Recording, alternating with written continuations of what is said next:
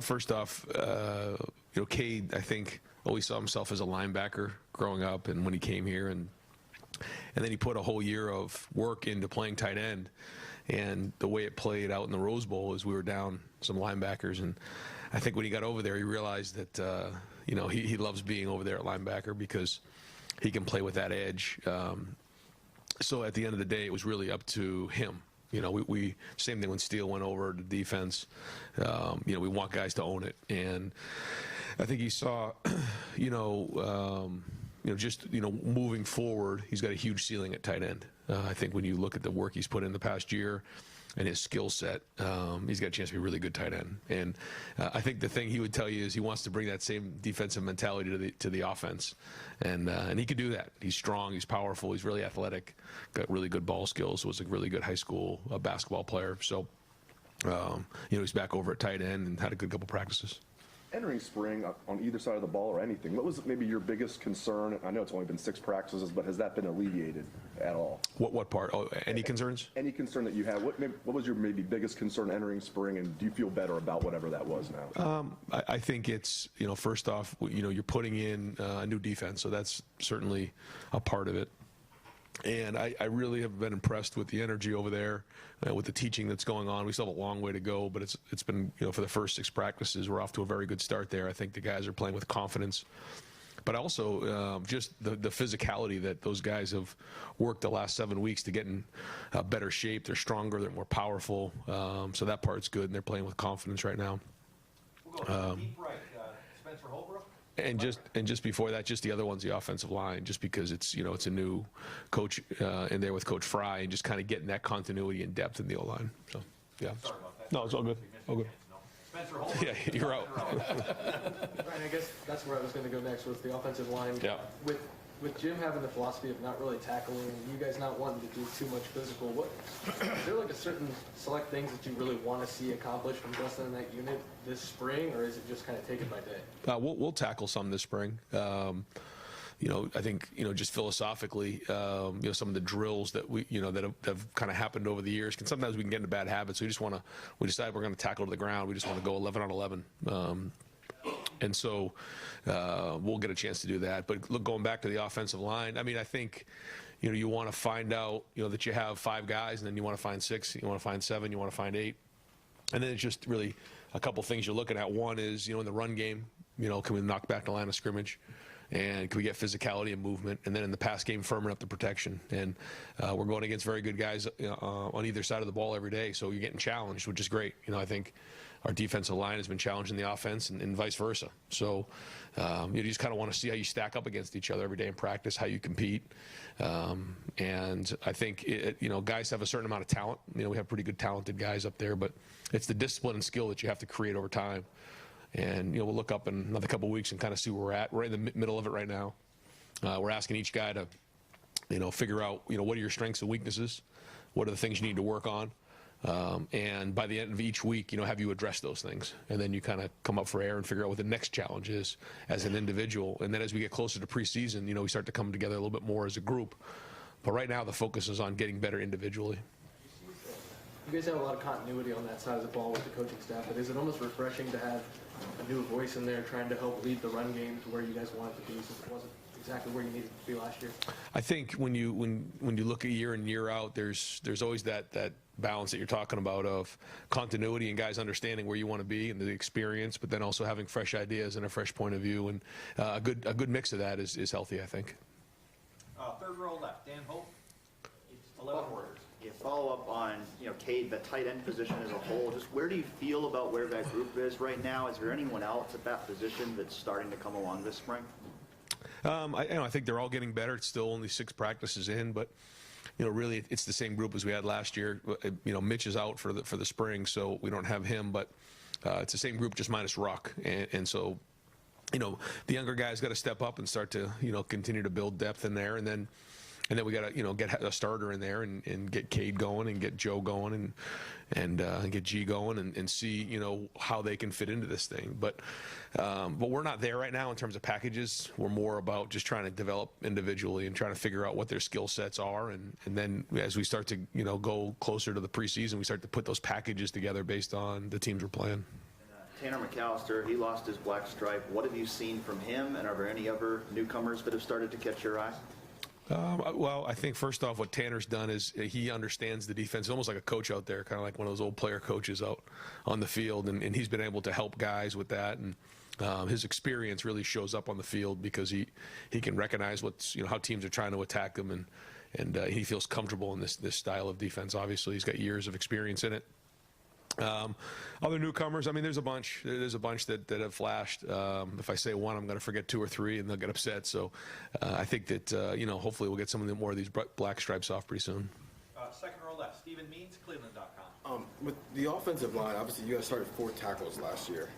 Is there something to improving the run game, just having guys who are just more natural guards at that position, whether it's Matthew Jones? Well, Jackson, yeah, I think that Paris, is suited best for tackle, but I think Thayer, you'll see him play guard and tackle in the NFL. So I think that was, fine. And I thought that Thayer did a good job there, and I think Paris did a good job at guard too. And some of the stretch schemes that we did, he's athletic, and that worked out okay. But having Matt and Donovan in there at guard now, like you said, a little bit of different skill set and just size in there. And so I do think in a perfect world you'd like to have a little bit more squared away, thicker guards to be able to handle some of the bull rushes and things you do against bigger size guys inside. But that doesn't necessarily mean it happens, but that's the idea. And I think those guys are going to give us something inside this year. That's what we're counting on. You guys use Donovan sometimes as like that 6th offensive lineman. Just what do you guys like about him when you recruited him? Just can you talk about him a little bit? Yeah, Donovan's very athletic. He's very smart. Great young man. And now it's about acquiring that discipline and skill. Skill to play the guard at the highest level, and he can do it. And certainly, he's athletically very, very gifted and very smart, very conscientious. So the more reps he gets, the better he's going to be. Cade Stover, is that permanent now? Is he just sticking that tight end completely? You just never say never, and that's what I told him. But right now, his focus is on tight end. Fourth row middle, Pat Murphy, 24/7 Sports. Ryan, you obviously have 2 cornerbacks that started last year coming back. We heard about some of the young guys towards the end of the season behind the 2 starters. What have you seen from that group, and how do you feel about the depth that you're building there? I feel good about it. We'll have to watch the film and continually see where it's at. Anytime you lose 2 really good players on the outside like that, that's a lot of production to replace. And while guys are talented, they're going to have to step up and make those plays. I mean, those are 2 players that made a lot of clutch catches, and you counted on them to make really tough plays and third downs and when it mattered most. And we think that we have some really good candidates to go, push forward to be those type of guys, but. We'll see. It's going to take a lot of hard work, and it's not just going to happen over 4, 5, 6, 7 practices. It's going to take time, and it's going to kind of develop throughout the season.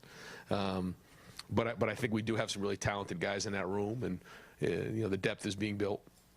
We saw Josh Proctor doing a little bit more than at least we've seen. How is he coming along, and what do you like from what he's able to give this spring?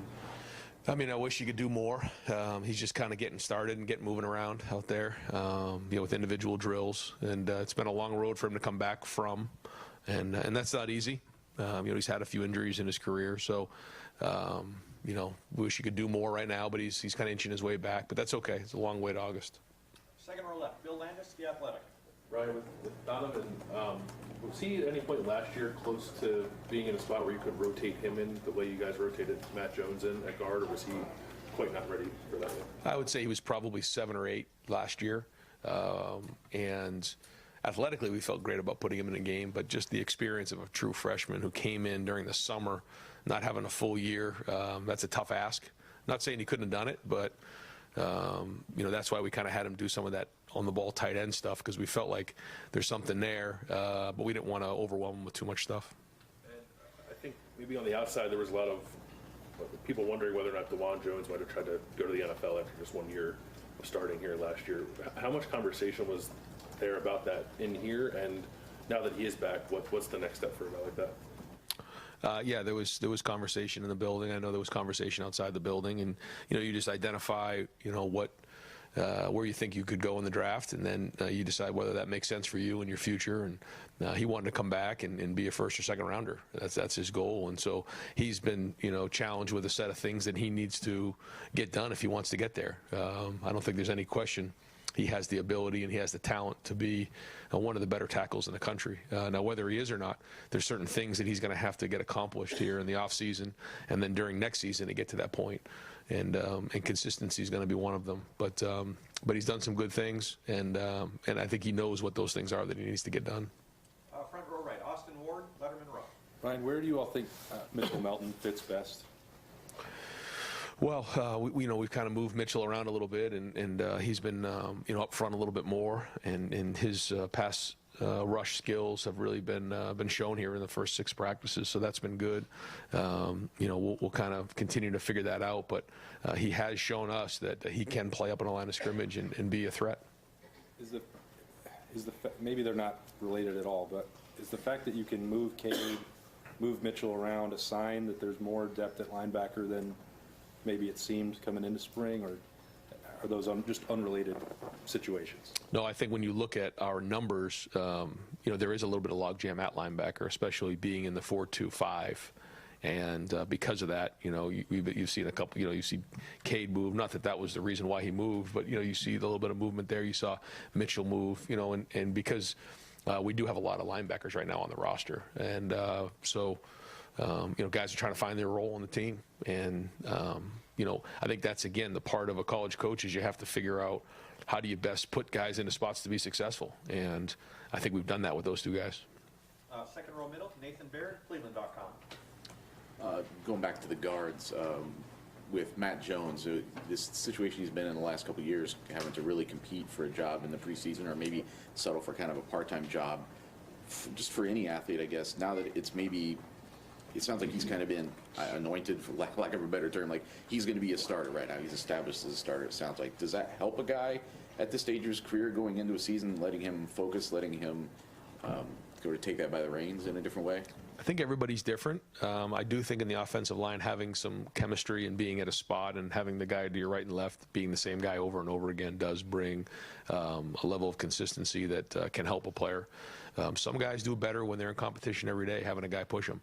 Some guys, once they've been put into that role and they know that that's their role and they don't have somebody looking over their shoulder all the time, they feel like they can focus and do a little bit better there. I think everybody's different. We're hoping that this is a great opportunity for Matt. He's, like you said, he's been thrust into this role, and so far he's been doing a great job. But he's got to keep coming and keep growing because, like every position at Ohio State, the expectation is that you're the best in the country at what you do. Switching over to defense, did you guys see something different from Teron Vincent in the Rose Bowl, and does that raise the expectations at all for what he can do this year?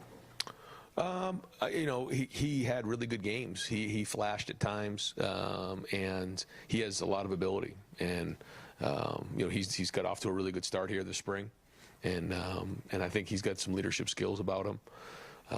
So if we're going to get to where we need to be on defense, he's going to be a big part of it. Really good spring. What were you seeing out of him? I just think his work ethic, his attitude, his production on the field, his work in the weight room over the last, I guess it's 9 weeks now, gotten stronger, gotten faster, another year under his belt of experience and approaching the game, and all those things matter.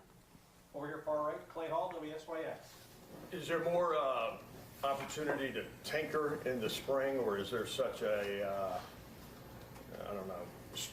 emphasis on fundamentals that you don't have time to do any of that? No, I think both. I think you have to put the emphasis on fundamentals, but you can also take a look at different things, and sometimes you take a look at it and you're like, okay, this is going to take off, and then there's other things that you project that you may want to look into that you just scrap them real early, and it doesn't work that way.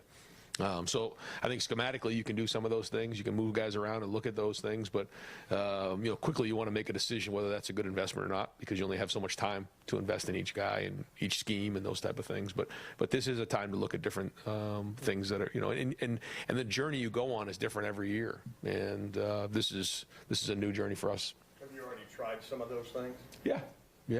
I mean, certainly the defense is brand new, and that's a whole new thing. But on offense, we've already kind of learned a little bit about this group. It's new.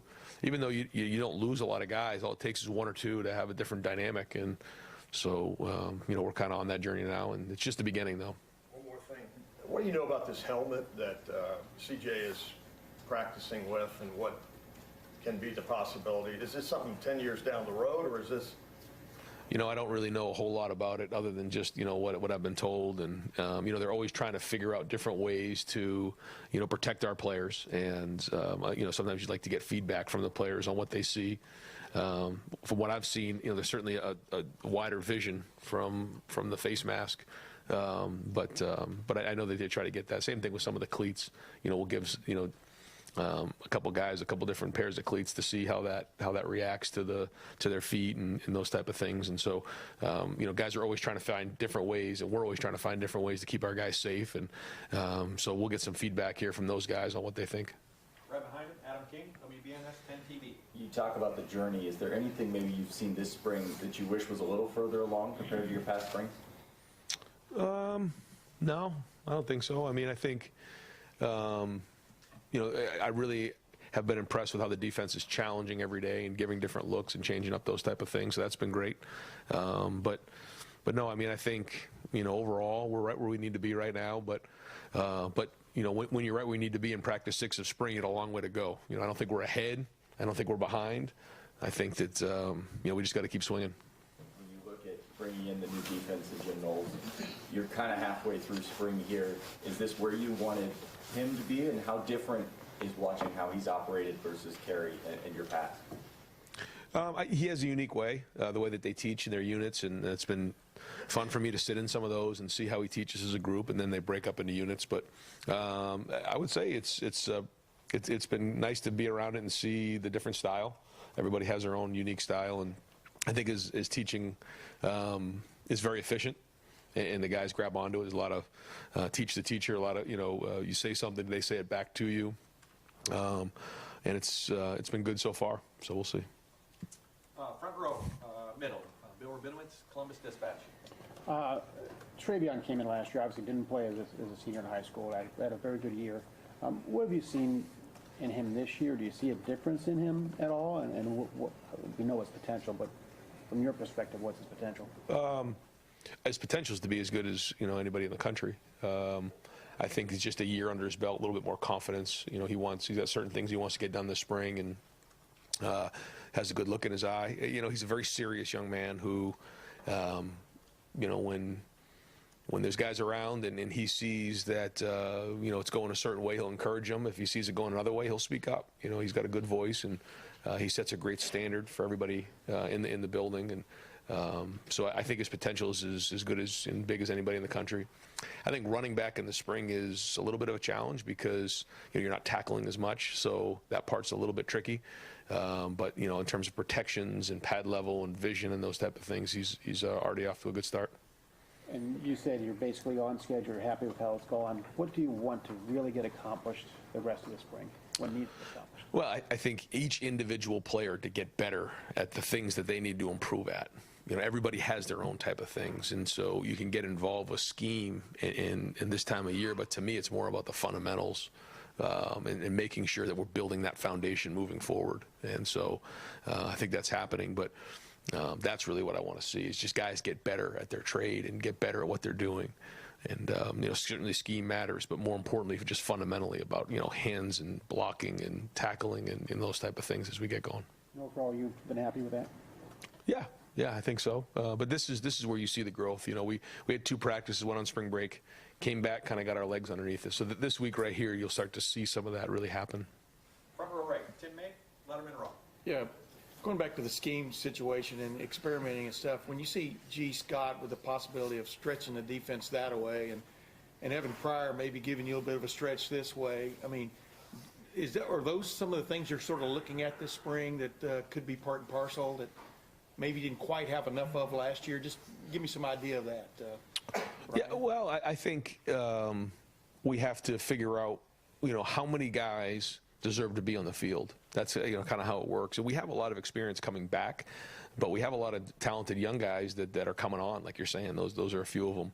And once we continue to build that, we start to figure out, okay, how can these guys best get on the field to attack a defense? And those are weapons. We have some other guys too that are built like that, and that's exciting. Mitch Rossi, when he gets back, he brings a different skill set than maybe a Joe Royer, Mayan Williams, like you said. So. The more of those guys we can have in the stable, the better. And we do have some really good, talented guys. So, and it isn't so much like a role, although some of it is a role. But it's also just putting guys in the best position to be successful based on their skill set. Not asking someone to do something they can't. Now, the more they can do, the more they can play. But yeah, I was going to say, you almost have to establish them at their regular position before you That's right. can set them loose, right? I mean, Right. Is that tough? I mean, Yeah. with G is still a tweener size-wise, for example.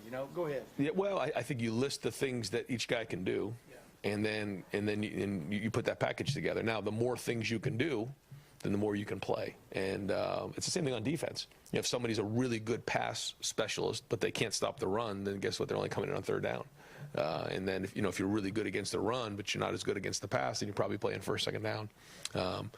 If you're a really good cover guy, but you can't, play the run as good in the back end, you're probably, in a nickel situation playing against the pass. That it's the same thing on offense. And if you're a wide receiver and you can go in there and block somebody in the run game, boy, that gives us a lot of flexibility.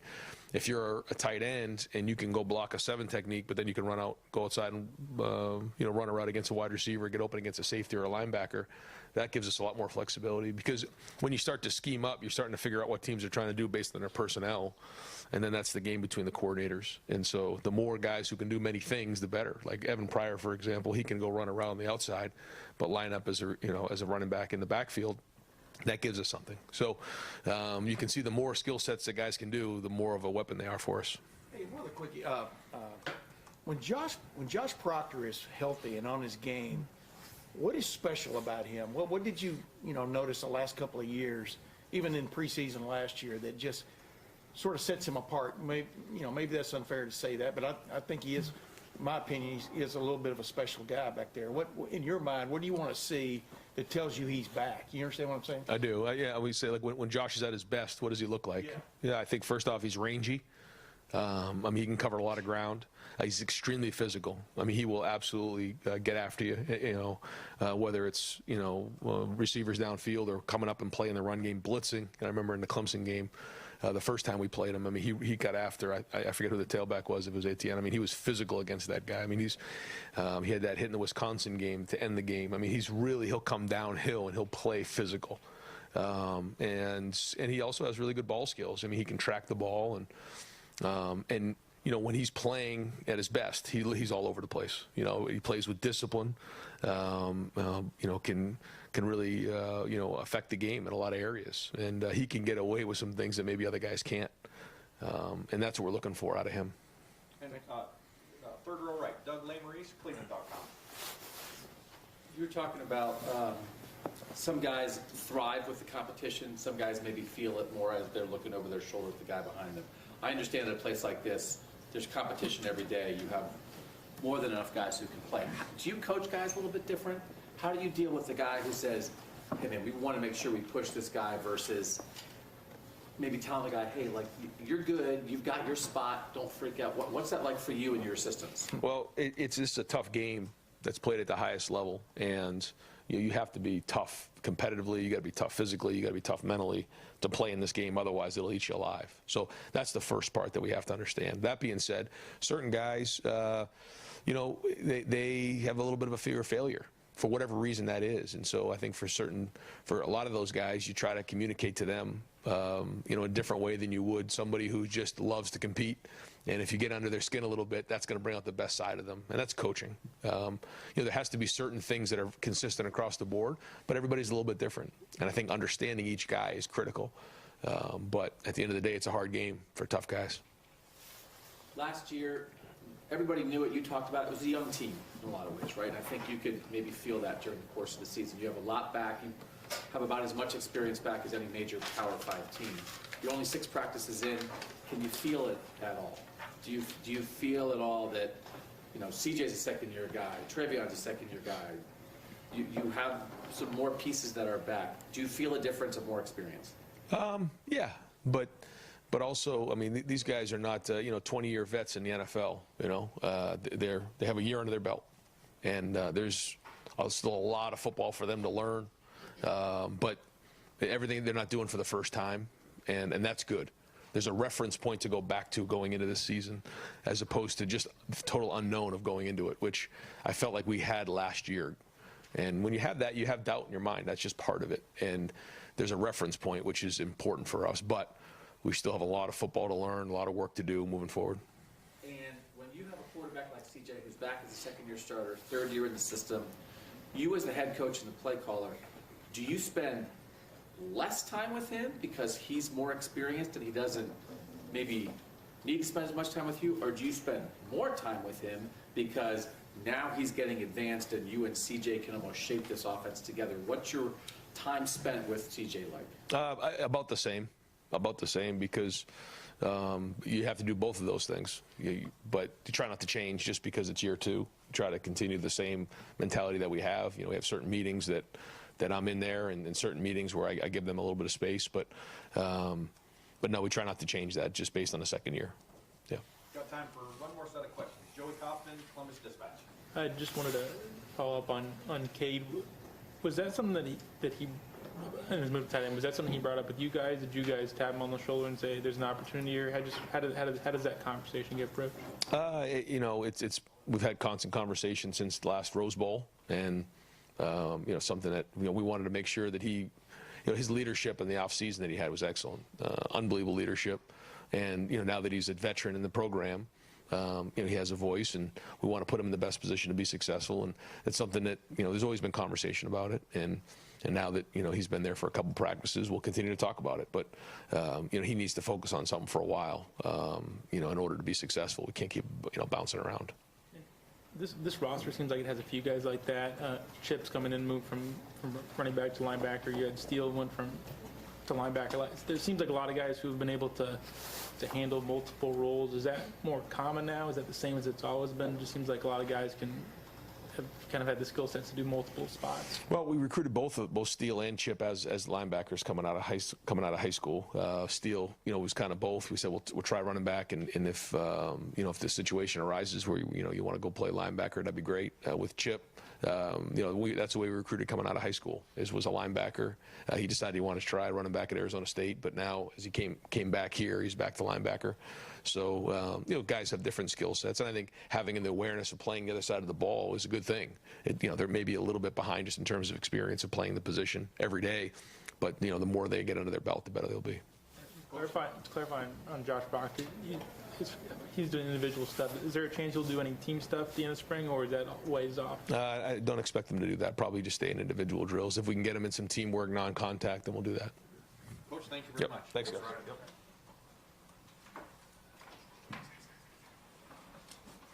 All right, folks, we're going to open up the floor for Coach Knowles.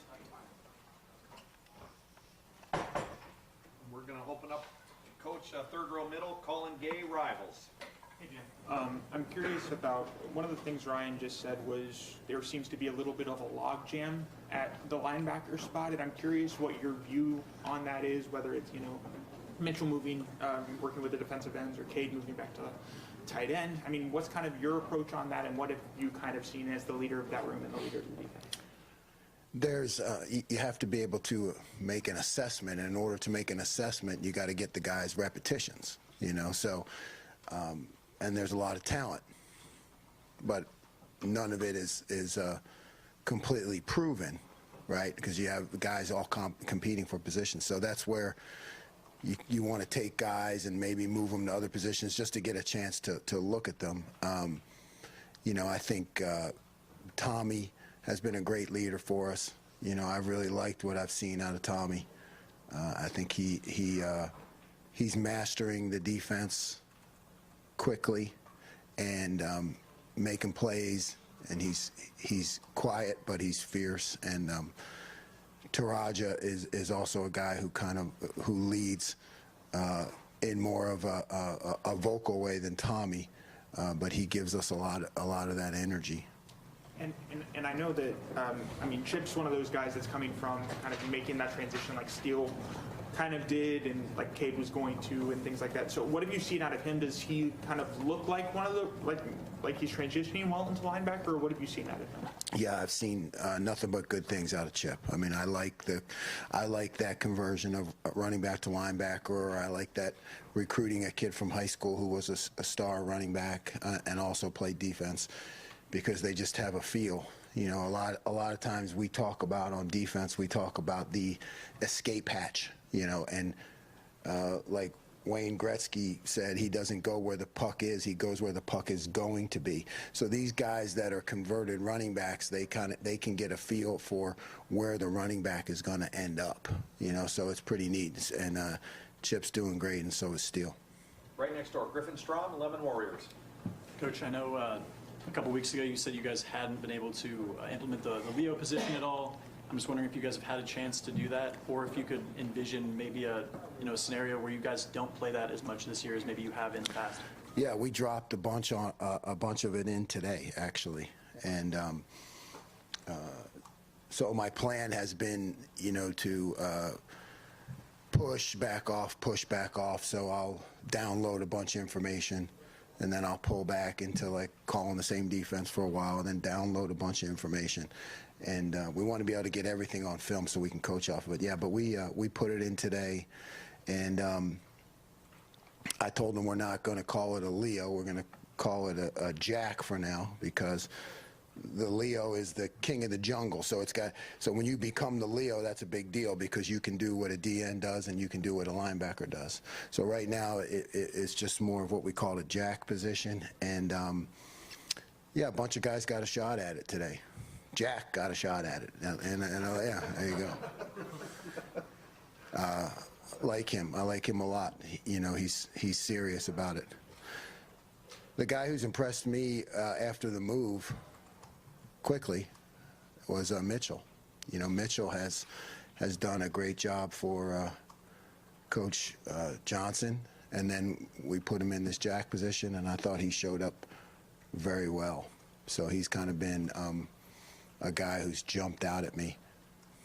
Any other guys beyond those two that have been seen? Yeah, you know, JJB, right? He played a little bit today. He's kind of coming off an injury, so he got some walkthrough reps in it. Caden, I think, was a candidate, and I've liked some of the things that he's done in terms of his quickness off the ball. So he's a guy we're looking at. And then from the linebacker position, EA. We want to try to find a role for him. So we had EA involved in that Jack position, and also in a Sam position, which we'll utilize sometimes against you know, teams when they play two tight ends, which our offense does a little bit. So we've gotten EA in there, and Reed Carrico also in that Sam position against a two tight end offense. Fourth row left, Jacob Bench, the Lantern. Hey, Jim, just building off that previous question there, Ryan was talking a second ago about players who have played both sides of the ball versus multiple positions on the same side. About to be becoming maybe more common and whatnot. Just in your opinion, how advantageous is it for a player to go from running back to the other side of the ball, like Steel Chambers, Chip, and whatnot? Just in your opinion, how important is that? I think it's a great advantage if you utilize it, particularly in running, like I said, in the running game and schemes, and where's the escape hatch going to be, seeing what the back sees when he runs the ball, and also understanding protections, right? I mean, I think from a linebacker perspective, as much as we blitz our linebackers, that if you understand protections, how a back protects or where he protects, how the slide goes, all those technical points of the game, you can really take advantage of that knowledge. I know we talked a lot about linebackers, but just on the defensive line, Tyleek Williams, we got to talk with him last week, and he mentioned how he's really changed his body compared to when he came to Ohio State a year ago. What are your early impressions of Tyleek, and just where do you think he can go this spring? I love what Tyleek's doing. I'll tell you what, he really shows up on tape, jumps off the film at times. I've been really impressed with our D-line. I think having Coach Johnson, who's, you know, I consider the GOAT in that area, and in making the transition, you know, that group is really critical for us, and they've been impressive. I mean, really across the board. just the way they come off the ball, I think is going to give us an advantage. Our defense looks a lot different in team versus 7-on-7. So we compete every day against one of the best offenses in the country, the great quarterback, great receiver group. So we need that pass rush, and we look a lot different when we have those guys up front. I've been very impressed with that whole group. Fourth row right, Jeremy Birmingham, Letterman Row. Jim, obviously you guys are pretty loaded at linebacker right now, as Ryan Day talked about a little bit, but what has been the early impression of the early enrolled linebackers with C.J. Hicks and Gabe Powers? Just how are they adapting physically to the speed of the game, that kind of stuff? C.J. shows a lot of short space quickness, and his feet are excellent, and he has a outstanding ability to break on the ball. So I think I'm seeing from CJ a lot of the quickness and speed that I expected. And then Gabe is he's quiet, but I think he's one of these guys that gets better every day. I mean, he is a serious student of the game, and I just see his trajectory as just in 6 practices as being completely upward. You know what I mean? He's a guy who just wants to learn, wants to grow, and he makes that transition from the classroom to the field. Doing good. Summer you have Tony Styles coming in and joining them, probably at linebacker also. How do you convince guys that are all top 30 players in the country that special teams might be their role or not at all? And for you just personally as a coach, how different is it to have that level of talent where you can just tell these guys, hey, you don't need to play right now, you just need to learn? Yeah. Sonny will start at safety. I mean, he'll begin his career at safety at least. We want to give him a shot to do that. He's big and rangy till I get to see what he can do. But, I don't talk about it that much because I want to keep pressing them to compete, right? I mean, I want to make it a one day at a time. I say get better, they say every day. We have these little sayings back and forth to each other. So I don't really talk about that. I just want to keep pressing and pressing and pressing, and how good can you be, where are you going to go? And then, it all kind of works out. You get to the first game, and it is what it is. But Parker does a great job on special teams of showing the guys film, of like Pete when he played special teams, and then he was a second, as a young guy, so he shows them some of these first, second round draft picks and how they started on special teams. So we put that message out there, but we don't pull off or really have a conversation with them until, it gets really close to the game, because we just want to keep driving them to be as good as they can be. Third row right, Doug Lesmerises, Cleveland.com. Jim, when you have a big group of linebackers like this, would you ideally rather have 2 guys seize jobs and be like, I'm not coming off the field, these are the guys? Or would you rather have maybe 4 or 5 or 6 different guys that you rotate just to give them breathers or situationally this year? Yeah, I think you'd always like to have more. You'd always like to have more. Now, a lot of times at linebacker, it does come down to just a couple guys who play and into the rhythm of the game. But you want more, because you want that ability, if somebody goes down, or to spell somebody, or to rotate. I think linebacker is a feel kind of game, like a running back. So the best will play a bunch, but you want more guys that are competing. You want guys that are tugging on your shirt saying, Coach, why am I not in there? And then, if there's something incomplete about their game, you tell them, okay, well, this is why you're not in there. But if it's not, then you got to put them in there. You know what I mean? So you want guys that are good enough and are pressing to go, and you want as many of them as you can have. You talked about that sand position, and when you're facing 12 personnel, I mean, I'm assuming, Wisconsin, Iowa, I guess, right? Right. Maybe some teams on the schedule. Right. I apologize. How often did you face that at Oklahoma State? How often was that a consideration in making sure you? Yeah, not a lot. I mean, we were prepared for it, and we faced a good deal of 12 personnel, but we never really had to get into it because 12 didn't really play like 12.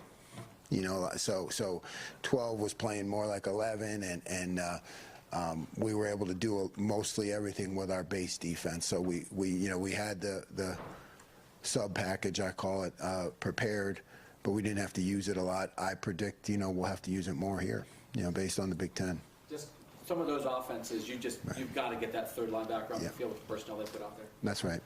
Yep. Front row left, Steve Hellwagon, 24/7 Sports. Yeah, Coach, I've noticed on your Twitter after a lot of the practices you put out a silver bullet of the day or whatever, and just curious what some of the parameters you're looking for. I presume it's people who are picking up concepts, playing fast, those kind of things. Just and what kind of positive reinforcement does that bring, and are they competing for that every day? Yeah, they're competing. We finally gave it to Mitchell. I think was just the most recent guy, and he had been in the running. We kind of let them know, also receiving votes. Kind of like they also receiving votes, so you're close to it. Yeah, we let them know. Yeah, it's a staff vote every day. Every day we have a practice in pads. We kind of go around the room after we're done watching all the film, 7-on-7, inside drill, team, and guys nominate guys, and then we vote on it. So, film don't lie, like they said, right? So it's just a matter of, like you said, who's that guy who's not only picking up the concepts but making plays, playing with great effort. Free Jericho is a guy kind of got swept under the rug last year because he redshirted. We didn't see him a whole lot. One of the many guys you've inherited here. Just what's your thought first few weeks, first couple months working with him, and has he got a chance to push his way into some playing time perhaps? Yeah, Reed has a chance. I mean, he is a quiet guy, but he's definitely determined, and I see him making progress every day. And then we had Cade when he was with us, kind of working that Sam position as one of the guys, and put Reed in there today, and I thought he did a great job. So I think he's got a chance to really contribute in that area. Right behind him, Bill Landis, The Athletic. Jim, you, I guess, maybe first conceived the idea of the Jack or Leo and how you move it around. Was that more of a means to disrupt an opponent's run game or a pass game? Is that, you see some guys who played it, they have some high sack numbers, but it also feels like it's a really disruptive position in terms of putting a wrench in what the opponent wants to do with its run game. Yeah, it's a great question.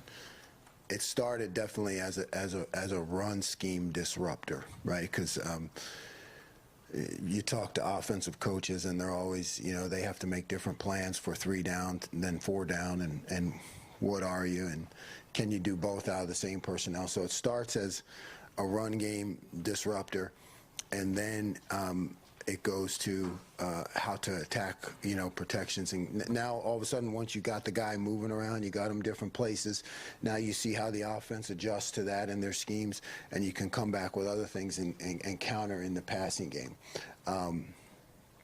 That player is productive in terms of the pass rush, because I think they develop a mentality. They develop a mentality of being kind of a wild card.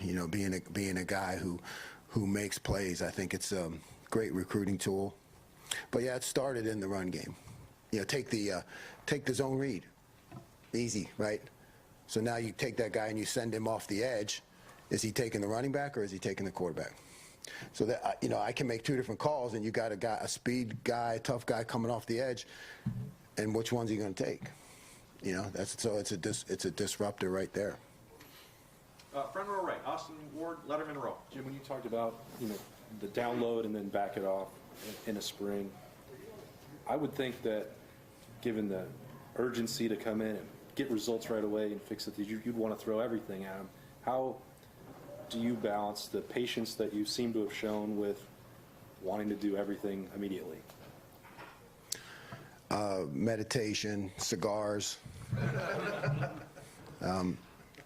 You just got to look in their eyes, because we'll go in one day and we'll download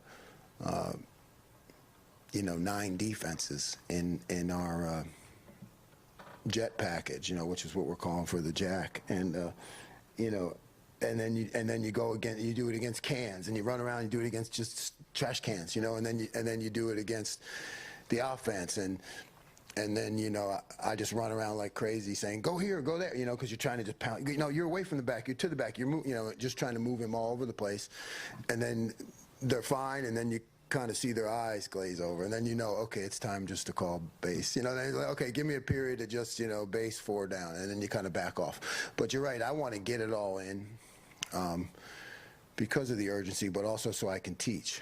Right, I don't want to keep showing Oklahoma State film, so I want to get it on. I want to get it on tape, good or not so good, and then we can learn from it all summer. You know, we can put it all together and learn from it.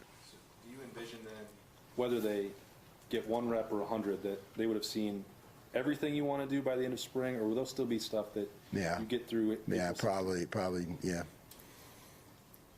2/3 maybe, hopefully, by the end of the spring. Front row right, Joey Kaufman, Columbus Dispatch.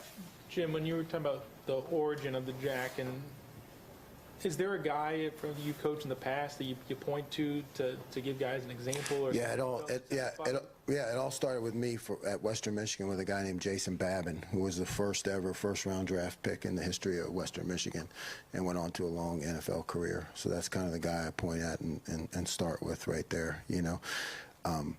But we had some great examples from Oklahoma State with guys that would go in there and, you know, tackle both the running back and the quarterback, you know, and just be real disruptors. So there's a lot of film. You know, there's a whole clinic that I've done for high school guys on it, you know, where we can show all the different positions and everything that the guy does. There's a lot of film, but it all started with Jason Babin. Have you followed it within the Western? Oh yeah, we're still good friends. Yeah. How did he pop at practice? Like what's? Oh, he was a running back in high school. Yeah, he was a running back in high school, like we talked about, who broke his leg his senior year and didn't play, and that's how we got him at Western Michigan. He was from Paw Paw, Michigan, and yeah, so he wasn't your typical defensive lineman, and it just kind of started to occur to me that I should try some different things with him, and he just kind of grew from there. Switching gears a little bit, Josh Proctor, somebody who's working his way back from a leg injury and started doing individual stuff today, but you probably haven't gotten a chance to see him much. Just from kind of the little glimpses, what have you kind of like noticed about him? Yeah, I haven't seen him really do anything. We need him. We want him. You know, I've seen film on him from last year. He's a guy that can really change the game. He's what we want at safety, so I just want him to get healthy. Front row middle, Dave Biddle, 24/7 Sports. Hi, Jim. What are your thoughts on JT Tuimoloau, maybe his role in your defense? What do you think it might be? And just your thoughts on his skill set in general. Yeah, I think JT has got great feet, excellent takeoff. His reactions are excellent. Saw him the other day play a zone read against CJ, where, you know, he played the dive and the quarterback for negative yards. It was really impressive, really impressive. You know, just got boom, boom, boom. I mean, quickness with his feet for a big guy. So I've liked everything he's done so far. I think he can be a dominant player. I'm sure when you were hired here, you knew you were going to be inheriting some really good athletes, a lot of talent. Is it about what you expected, or is it even maybe have even more talent at your disposal than you anticipated? I think up front, you know, it's been very impressive to me. You know, changing the line of scrimmage and the rate at which we rush the passer. I think that part of it has been very impressive. The rest is what I expected. Right behind him, Stephen Means, Cleveland.com. Just a little more on the jack position. When you're recruiting that position, whether it's you're looking at linebackers who might be able to play, linemen who might be able to play, are there similar traits you see in those types of people that kind of stick out when you're trying to recruit? Yeah, you know, it's I always talk about that short space quickness, ability to disrupt an offensive play, right? Whether you're at linebacker or you're coming off the edge, you know, I'm really looking for guys that can be disruptive. You know, sometimes fit yourself into small spaces looking for those hips, right? You're looking for the guy who can turn the corner, real fluid in his hips, and can make plays really between the tackles. And you got to be tough, right? You got to have a toughness to you, because sometimes you'll have to play in the A gap, B gap. Sometimes you're going to have to come off the edge. Front row, middle. Bill, for a Pennowitz Club, this dispatch. You've been pronounced all right. Hi, Jim. You've been here about 3 months. That's enough time to get acclimated. What are your, how are you adjusting to a new program, a new city, the whole thing?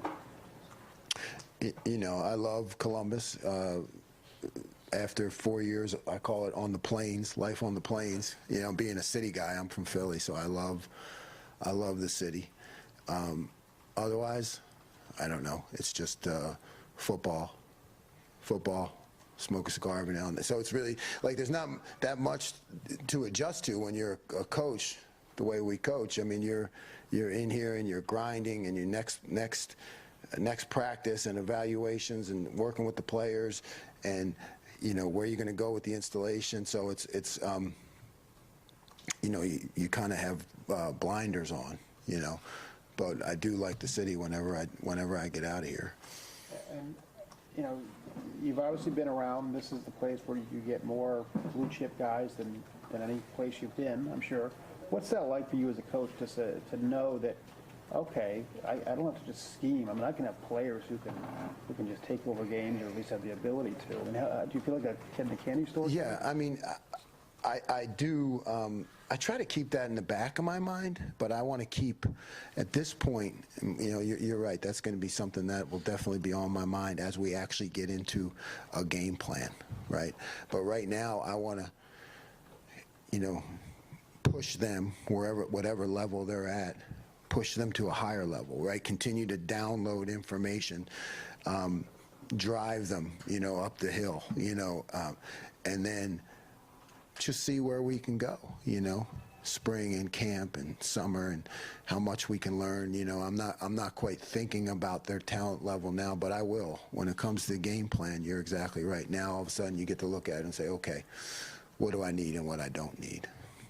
Time for just a few more questions here. Front row, right? Tim May, Letterman Row. Yeah, Jim, is it too early for you to name like 3 safeties you got your eye on right now that could be in that group? I mean, obviously, like you said, the jury's out on Josh Proctor until he gets to really practice, et cetera. But are there 3 safeties that caught your eye that you throw out there today? Well, I mean, I love Ronnie. Heck, man, I think he's got the skill. I think he's got the savvy. I just think he's a great piece in the middle there to run the show back there. I just like the way he plays and handles his business, And then Court, I think, is an excellent leader. We're going to continue to look at him in terms of the matchups that he may face from wide receivers, right? Because anything he needs to improve, it's that. And I got to make sure I put him in good positions, but I know I can go with him. I know I can trust him, and I know that he's going to give everything, and that's a matter of me to put him in the right position, And I think our nickels are really solid, with Tanner, who understands everything about me and the scheme, and with Cam. And Legend's been playing there too. I mean, I think we got some impressive nickel play, But yeah, without Josh, I think we still need to have some other guys step up there at the bandit and adjuster position. And one other quickie, is there been any time when you've looked across the line, either watching video or watching a play, and you've gone wow about one of those offensive guys? I mean, that's caught your eye with this offense. I mean, from CJ to Travion, Jackson, whomever, where you just is one of those guys caught your eye? It's every day in 7-on-7, like I said, because we're facing such a talented receiver core with great quarterback. 7-on-7 at times can be extremely frustrating, And then. Our quarterback does catch my eye in watching video because, we throw a lot defensively, the things that we do in the structure. And I remember when I was at Ole Miss with Eli Manning, he was the same way in that, the guys that are good, what CJ is, they can diagnose. There's always a soft spot, right? We're trying to diagnose. We're trying to bluff rotations, right, and try to deceive the quarterback and do all those and show one picture and end up in another. And I think he does a great job of just knowing and just figuring that out and getting rid of the ball because there's always a hole, right? And I talked with him today and joked with him, and he likes what we're doing, because it challenges him, I think, we got a great relationship between the offense and defense here, and Coach Day has really, I've been fortunate. I've walked into, an unbelievable culture, and there's no egos, and everybody gets along, and we're all working together, and it's not about trying to win the drill. We're just trying to get better on offense and defense, so it's that part of it's been fun. Jack Sawyer talked about this the other day about just the attitude they've had since the halftime of the Rose Bowl on. I'm talking about up front, whatever is. And like you've talked about it a bunch of times here today, it's really interesting that if you get those four guys going, and how much do y'all keep challenging them about what they can be? There were times last year when they weren't that force, Yeah, I don't know about last year, but I know that, we put in our sack package the other day when we started third downs, which is just the four pass rushers regardless of position. And, it's been just a wave. You see those guys come off the ball, and we're bluffing and disguising around them and blitzing and trying to create one-on-one matchups. And, you see a surge. That's all I know, and I love what they're doing. Second row middle, Nathan Baird, Cleveland.com. Just want to check, because of how quick he is with his feet and everything, is JT Tuimoloau one of the guys you would look at it, Jack, or is there something? I think eventually, yeah. Not right now, but I know he's learning it and studying it, and we may move to that. When we get, ideally, you want the position to become that Leo, but then you have to be able to do both. You got to be able to do everything. So, I think JT can do it. It's just a matter of who's best and who's best up front also. And in that group of guys that you've been impressed by up front, where does Tron Vincent fit into that? Because I know the young guys get a lot of attention, but he's a guy who's been around a while and is maybe just starting to realize some of that. Yeah, I've been impressed with Tron. I highlighted him the other day for all the young guys to see. Yeah, here is a veteran, and I highlighted him chasing a receiver down the field, a good 20, 25 yards, and coming with a chop, attempt at the ball. And that's just a great example for all the young guys. So I've been impressed with his leadership and his effort. Even though he is a veteran, he gives a lot in practice. Got time for one final question. Doug Maurice, Cleveland.com. I think we could ask 400 questions about the Jack. It's just so interesting. There have been some guys here, defensive ends at Ohio State, like Nick Bosa and Joey Bosa and Chase Young, guys like that who are great rushers off the edge.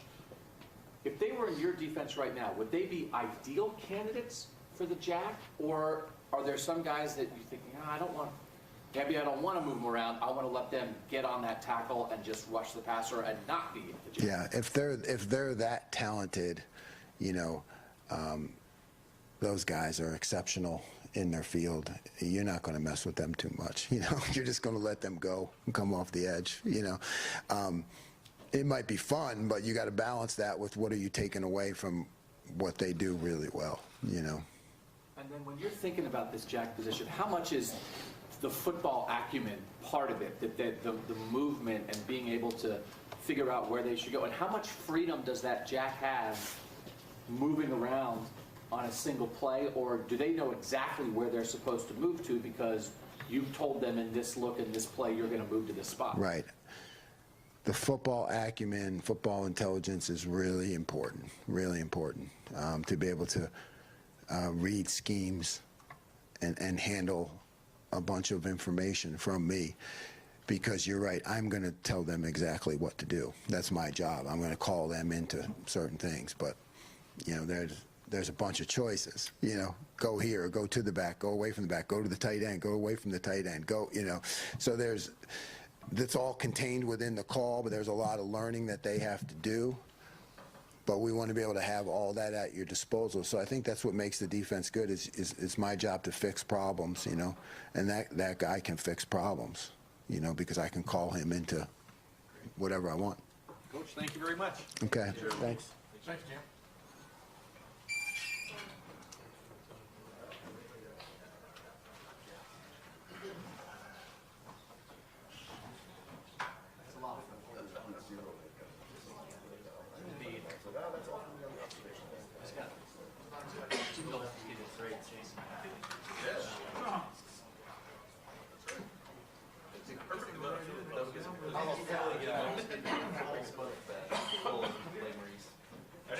Control yourself. I said amen in my head.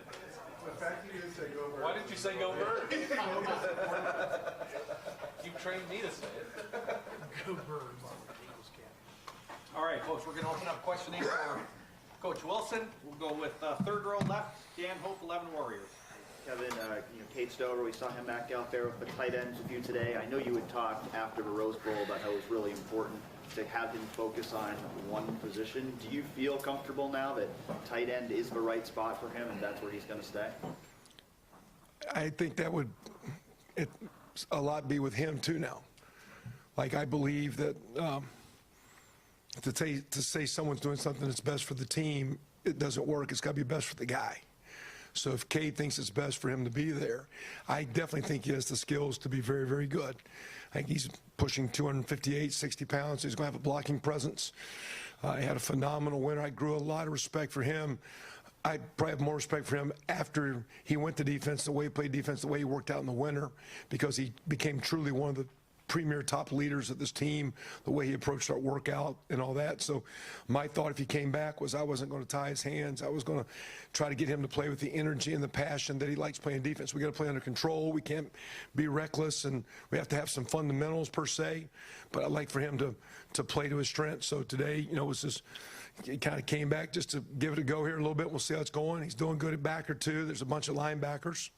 So I think he's trying to maybe see to me, if he just trusts his heart and that's where his heart takes him, I think he'll be good at it. If his heart leads him to be on defense, I would say he needs to stay there. So I didn't ask him to come back, or Coach Day didn't ask him to come back. He's the guy that said, hey, as we're going through this, can I give it a shot? Let's see. So, that's where we're at. They had a good day. It looks decent. He'll be okay, but we'll see. Time will tell. I'm just not trying to force it. We only put him over there in the bowl practice because we were down on numbers.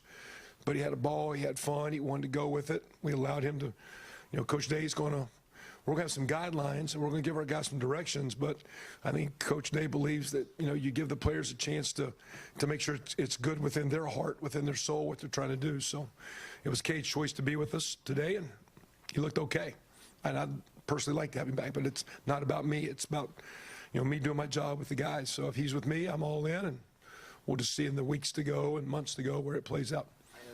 I do agree, though, he does need to go back and forth all the time. But I know, Joe Royer, G. Scott are a couple guys you're looking for to step up at that spot. Just so far this spring, what have you seen? They've been really good. Matter of fact, I told them after the first week and then after last week, I don't need them to do better, but I need them to keep doing what they're doing. Just give me another day, because if you keep stacking up good days, we're basically playing tackle, we're basically playing receiver, so we're doing a lot of jobs. If you just keep having a good day, you'll get more competent, you'll get more confidence, and your role's going to grow. So they've started good. They're still around the, G's probably between 233 to 235 most days. Joe's around 239 to 242. Still like to find 5-8 pounds a piece as we keep moving, keep developing, but they're developing nicely. They're making some good plays in the pass game. They're better in the blocking game. Cade gives us a little bigger presence on the edge. So sometimes then it's just the matchups that Coach Day and myself or Coach Fry put them in as we develop run game and protections, because it's one thing to do a job, it's a little bit about the matchup. So it's kind of how we get those guys matched up. But I like Joe and I like G and the way they've started. And my prayers that they just continue to just keep doing it, and good things are going to happen for them and good things are going to happen for us. Over here far right, Adam King, WBNS 10 TV. know every year is different, but when you look at what's coming back on offense, the wide receiver room that's obviously stacked. I know you lose Jeremy Rucker, but in your time here, is this the most stacked offense you've had going into the season here? I don't know. We've had some good ones, so. I mean, to me, it's only good when you look back at the end. And I've always said from an offensive perspective, you can only do what the quarterback can handle, and you can only do what the line can block. So you know the quarterback has a chance. It looks like he's proven he can handle a lot, but now as you're evolving with new line, okay, where are their strengths and weaknesses? So I think as the line and as the tight ends with Jeremy gone, as that tight end room that we were talking about a minute ago with Dan, as that group complements the line, that will determine really what other skill guys can do. Because if you can't block it, you know, you can't run it, you can't throw it. So some great skill pieces. I think what has a chance to be a tremendous line and a solid tight end group, but those are groups only good with consistency. You know, a guy comes out and kicks a 50-yard field goal, you carry him off the field, you guys have posters of him, he made one play. You know, those linemen, it's every day. It's every day. It's Tuesday. It's Wednesday. And every day it's going out there good on good. And you keep building that. And if we have a chance to be, like you say, stacked, well, that line will keep stacking those good days, and those tight ends stack those good days. And that'll give us the balance and the consistency to be an elite team. So it's stacked with skill, but we got to make sure we stack it with consistent upfront play to be a great team. You look at CJ, obviously an amazing year last year. Now he goes into a full spring as the starting quarterback. How much can he grow, and how much has he grown so far in spring?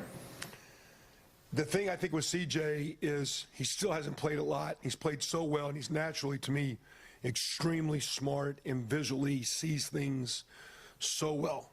Things I think that are hard to coach. But sometimes when you're that good at that early, it's the ability of the coaches to make sure they don't get bored. You know, that they keep, it's every day, Tiger would be out there with the sticks and getting the alignment right, the first thing you learn in the first lesson. So as advanced as he gets, that he stays with his fundamentals, and he keeps the main thing, and just, keeps his feet on it, keeps trusting his coaches, keeps trusting, what Coach Day and Coach Dennis and Coach Fitch helps him out as well. What those guys are, that he believes in that, embraces that. And, sometimes you get a lot of notoriety. It's hard to quote, just keep your feet on the ground and stay grounded. He is a tremendous kid, though, and he'll keep working. If he keeps working, the great players, to me, I go back, and the few times I had a chance to see a guy like Drew Brees have a walkthrough, it blew me away, a veteran player, how well they did things. So when these young, talented players have such great success, get hyped up, the great ones have a way of staying centered, staying grounded, keeping it simple, listening to their coaches, being great team leaders. He's off to a great start. I think he's got a much higher ceiling than you've seen. I think he's unbelievably good, and there's a high ceiling for him to be a special player. Front row right, Austin Ward, Letterman Row. Kevin, other than that brief cameo for Cade, I mean, you've been working with him for a while. If he stays with that tight end unit, what do you see as the ceiling for him? Can he become you've got guys that have flexed out, guys, Mitch playing in the backfield. Can Cade do the all-around thing, or what do you see him doing best if he stays at tight end? Well, I mean, the blocking piece, he's a little bit bigger than some of those guys in the blocking piece, but to be good, you need to do it all. And to be good, what we'd like to do in time, we did a little bit better last year, I thought, with Mitch, was when Mitch was in, we played the strengths that fit him. And in time, if we get some consistency with Cade, and then with G, and then with Joe, we can play to their consistency. They all are going to have to block. What are those blocking matchups? What's the structure of the defense? And then to be good as the receivers are, we still need to find ways to get them on the field and work them in the progression. But they have to earn the right, as Coach Day would say, to command the ball. You got to be out there every day and show CJ you're going to separate and get open. If not, it's going to somewhere else, or if not, we put someone else in that deal. So I see Mitch in time being that 21 wing, a little bit of tight end, but a little bit of a fullback moving around guy. I see Cade being a tight end that we'll see where the passing grows, which I think could grow high. And I really like the way Joe and G were coming, that are the little bit more athletic, I can catch, but are coming in the blocking. G probably doing as well as any of those guys with block fundamentals. It's just getting stronger and consistency with that. So in a perfect world, you put them on the field, and if they go big, we spread them out. And you got guys that can get open. And if they go little, we got some bigger bodies, and you control the line of scrimmage and help the line. It's kind of like a basketball. To me, the tight end group's like a basketball unit. And it'd be nice if they were all 6'5", 6'6", and 260 or 70 and ran 4.4. but they're not. Typically, some guys block better, some guys run routes better. But when those guys get going and you put them on the field and you can move those parts around and you can take advantage of matchups, and that's what we're looking for, whether it be a blocking matchup or a route matchup. And that's where, to me, that group can grow and enhance our 11. Right now, we're in 11. It's hard not to get a Mecca out there, and it's hard not to get Jackson and what we're getting with Marvin and the Julian and the young guys. So there's going to be a lot of 11. But when 12 goes on the field, it needs to be a 12 that can go big enough to mash you and still spread you out and make plays based on how you want to match up with us. So it's like playing basketball. They pack it in, you got to hit some threes. When they spread it out, you got to attack the post. It's the same kind of deal to me at tight end. Who do you think Cade compares to that you've worked with at that position before? The interesting, I think he's going to be a little bit more skilled, but the one young man I thought years ago at Oklahoma, Brody Ellers, one of my favorite players, a tremendous blocker, could lock you down. And he was a fourth-round pick for the Colts and played a handful of years. He's got a little bit of that defensive, because Brody was a DN. There was a high school running back from a small rural town. So grew up on a farm, drove a truck, wore white T-shirts a lot. He's, but Cade's not as good a blocker as that kid is yet. But I'd like to see him be that, and I think he could be a better route runner, more complete than Brody. That's a high standard for me. But I'm chasing him to be there. Third row right, Doug Lamreese, Cleveland.com. Kevin, you mentioned CJ's vision and being able to see it. Obviously, you guys coach him up, he gets in the film room, but how much is a trait like that? Some of it is innate, or how much can that just be learned, to be able to see the field? I think the more you do it, you can some degree learn it, but I think that guy played center and guard. I've coached quarterbacks before. I stand right behind him, and I have no idea who's open because I don't see that. I see that three technique getting ready to slant. I see this twist getting ready to happen. I see that linebacker bumping. I see the safety rotating down. But when they start going like this and like this, the ability to see spaces, some guys are very gifted at that. And they naturally see it and they keep their eyes downfield. And they have the ability to anticipate and see spaces. And I guess through time, it's a little bit learned. And with trial and error and reps, you get better and better and better at it. And I think he had some good training. But when I was a young coach, I had a friend of mine who's now coaching in the NFL, having a great career, and he was complaining. I said, come back in and you tell me who's open. Because I don't have a clue, and I'm standing right here knowing the play. I don't know which one's open. I don't see that. But those quarterbacks do. Some guys can see it, some guys can't. You can work to improve it. As a coach, you try very, very hard to put them in as many situations as you can. But I think sometimes there is a gift that guys have it. And again, it's hard. I maybe had asked that question to Coach Day, who played the position, because me not having played it, I really don't see that. But, I know Coach Day, standing on the sideline, can see the game as a quarterback. I see it through the lines of alignment. Everybody sees the game a little bit differently. Offensive views, defensive views, like Coach Knoll has. Great view and completely different than mine. We all have different views. CJ's got that view of a quarterback, and he has a unique gift of seeing it. And whether he's learned it or maybe I think a lot of it's innately God-given. I know you guys make a game plan that brings out the strengths of your quarterback and your entire offense.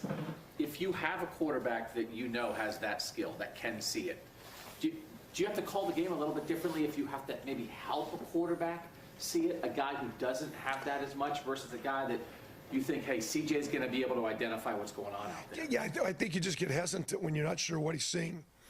And one of the best ways, and I would be certain that most of our coaches would tell you, one of the best ways if a guy sees you, just ask him what he sees. Because when I'm watching tape right now, I'm watching with the tight ends, I'm running it back 20 times. I've watched it like the day before, and I'm sitting there for 3 minutes talking about a play. But you got about 2.1 seconds to see. What'd you see? And I don't know what you saw. And you saw it from here. We're showing you film from up here. That's nice. Years ago, we used to have the quarterback stand behind and do plays, and Sam Bradford would get mad at me and say, I'm standing deeper. It doesn't even look like that, Coach. I really don't want to do this. He was kind of mad about it. Like, well, I want you guys to get mental reps. He goes, yeah, but Coach, I'm 10 yards behind where I'm really standing. That's not even the view I see. I see it from up in there. And so I just think if you try to enhance the guy, but when you put them in the drills and you ask them what you're seeing and you hope they give you feedback. I saw the linebacker do this. And as a coach, you just remember that. When you go to that tape, that linebacker better have done that. Because when that linebacker doesn't do that, he doesn't know what he's seeing. He's making up. And when that happens, you get hesitant to call things. You try to call simpler things because you're not sure what he's seeing. The more you know that you can trust what the quarterback sees, the more aggressive and the more assertive you are as a play caller. Front row middle, Bill Rabinowitz, Columbus Dispatch. Hey, Kevin. I don't know how much you've kind of matched with Jim Knowles yet, because you're probably working more on fundamentals with your own units. But what are your impressions of just what he has brought to the defense and the changes he's made? Well, I think, we're still, adding, or just say change, like what is, they're still putting in packages or things that are in. But what, to me, I think he's done it long enough that he's got things that he believes in. And not only has things that he believes in, but I think they're packaged in a way that he knows how to implement the package and how to give his players a chance to then have confidence and see what's going to happen. They're doing a great job of multiple front or movement or alignments or coverages. So basically every play as an offensive line, as an offensive skill player, as a quarterback, they're making you mentally work. But the way it's put in, it's structurally sound. It's reasonably gap sound, and they're still making, I'm sure you'd say, a boatload of mistakes. Guys aren't lined up right, not hitting everything perfectly, but the structure appears to me to have a chance to be very sound, but at the same time making the offense work very, very hard. And, the more the quarterback has to work and the more the offensive line has to work to do their job, the harder the game. And they're making our cats work. And then he's doing it with some really good players up front where a lot of those guys are back. We're our two deep, and sometimes even our threes on defense are running around like ones and 1.5. So I mean, there's some good-looking kids over there running around. But I think he's done it long enough. He knows what he believes in. He knows how to present it. I think he's presenting in a way that's building confidence. I think he's putting his guys in very, very good positions on the field, and they're feeding off of that. And they're starting out. We got a long way to go. It's 6 days of practice. We got summer and preseason, a boatload of games to play, we hope. But as we go, to me, been a long time. I like the way it looks. He's presenting a lot of challenges for us, which I think is awesome, because every week we get worked hard with people trying to stop things that we do. With no one plays static football, but they're playing. To me, he has a great understanding of what he believes in, and I think he has a great. And it appears, I've not said in his meetings, but I think he has a great way of capturing his room and his players and the way he implements. And then with that, I think he's showing them feedback, the things I like, the things I don't like. This is great. Do it again. So I think he's building confidence. Hey, these are errors. Let's minimize that. This again. Keep talking with them. But I mean, it's been a lot of good work going against them. I mean, they're making us work, which is fun. I mean, it's challenging the coach. As a coach, it's what you like. They're making us work to find, hey, what are we blocking here? Who are we blocking? How are we identifying? What's the coverage? Where's the ball going? What do we like? It's been very challenging. It's been very, very good. It's been a very competitive. We've had to work on offense to have our share of success when we've had it.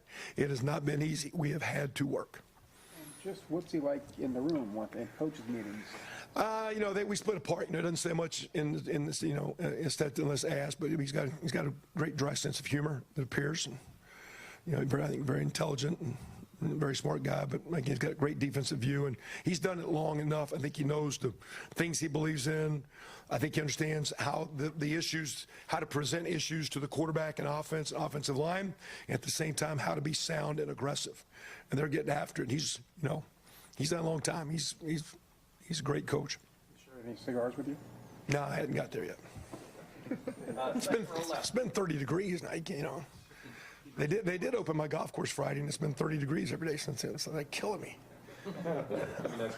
Yeah, I didn't know that. Second row left, Bill Landis, The Athletic. Kevin, to run the ball the way you all run the ball, do you have to have a tight end on the field at all times, or can you accomplish some of that if you were to play 4 receivers in a back or 3 receivers and 2 backs? I think it's easier if you do. I think if you don't have a tight end that's really good, you get forced in. The quarterback has to be a part of reading or the art, because the box can always get loaded. When the tight end's there, the box is going to get loaded, but it's loaded one gap wider.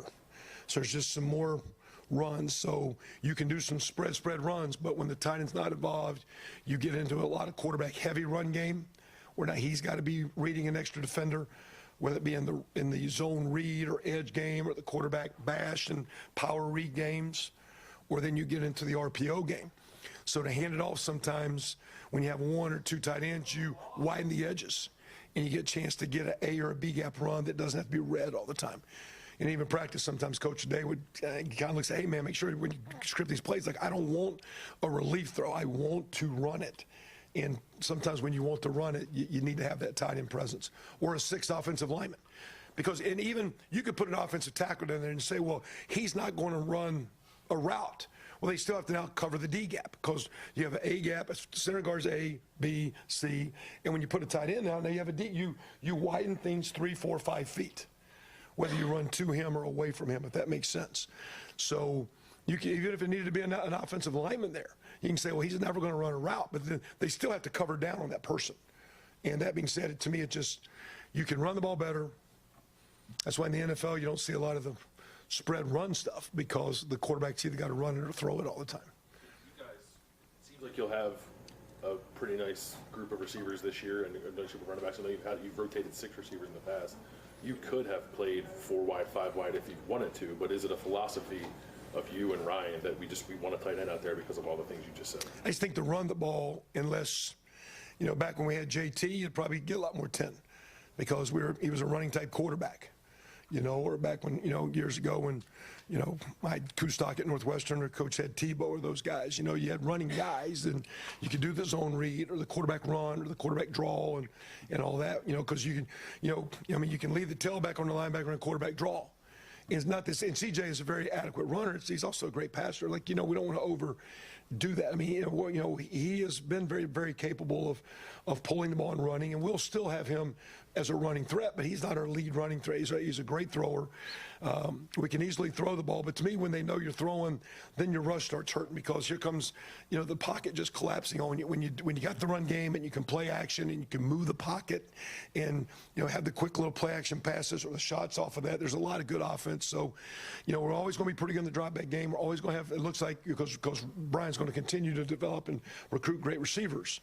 But I think to be the offense we need to be, that line and tight ends make it off the chart good or make us talented, but maybe have some hiccups along the way.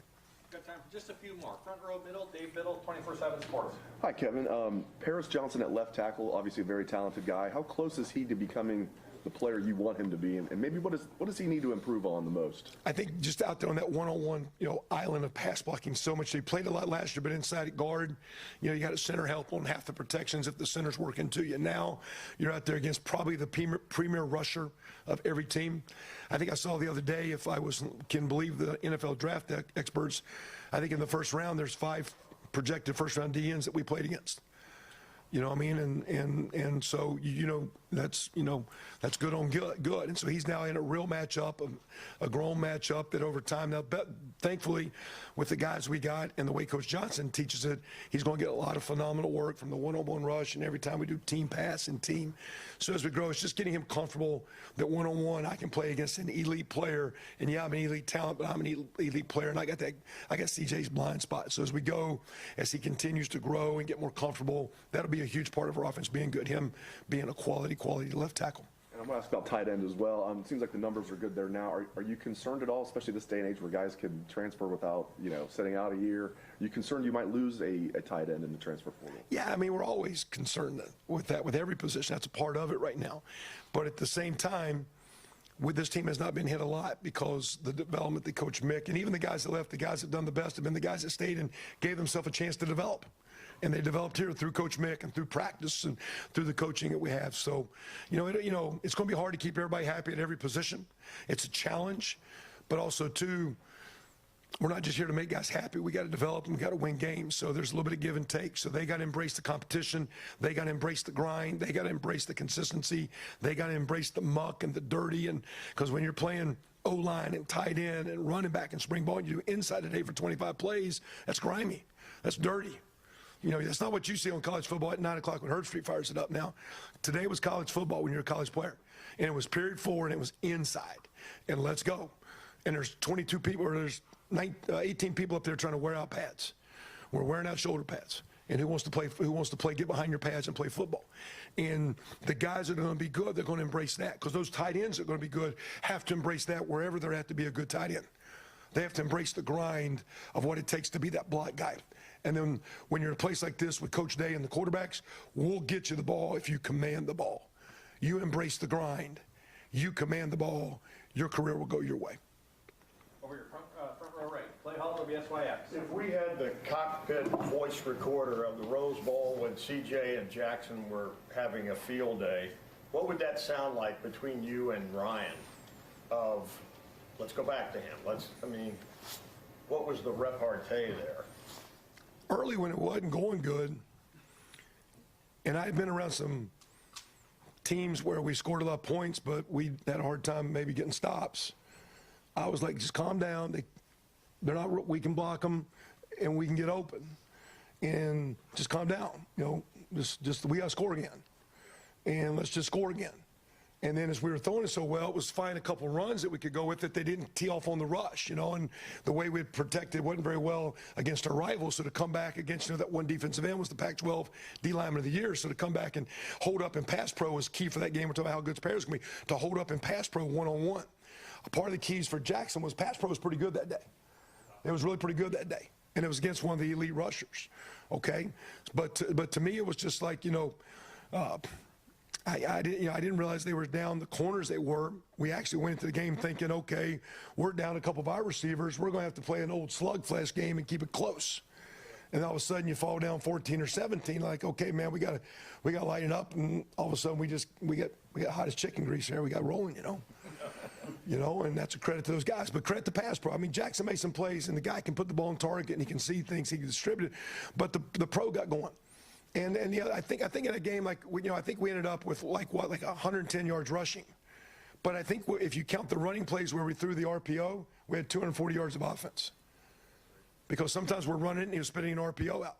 So in the 31 rushes, we had 240 yards of rushing. It was 7 point something to play every time we had a running play called, because sometimes they're cheating the box and he's got to distribute it a little bit, which he did. So, but my deal that game is let's just calm down. Let's just keep playing. You know, they ran in the third quarter something that they did at Wisconsin-Oregon game, 45-38. They did like a thing on the, you guys remember on the Jumbotron?